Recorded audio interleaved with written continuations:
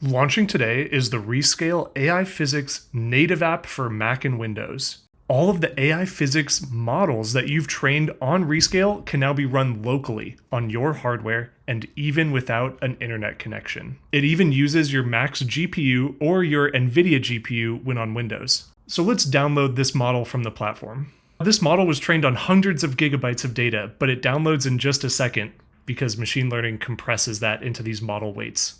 While you can still run inference on a Rescale workstation in our slick web UI, which is now available in dark mode by the way, with our native apps, you can do the same inference locally without the workstation running. Also launching today is a customizable inference UI that's tailor-made for vibe coding. Real quick, we'll select our Le Mans demo and run inference locally on this machine.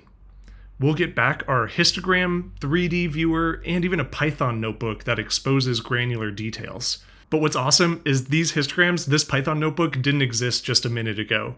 2 prompts later, and I have these custom additions. It's easy to imagine our field team creating custom UIs for our best customers, and we'll upstream those good ideas back into the core product.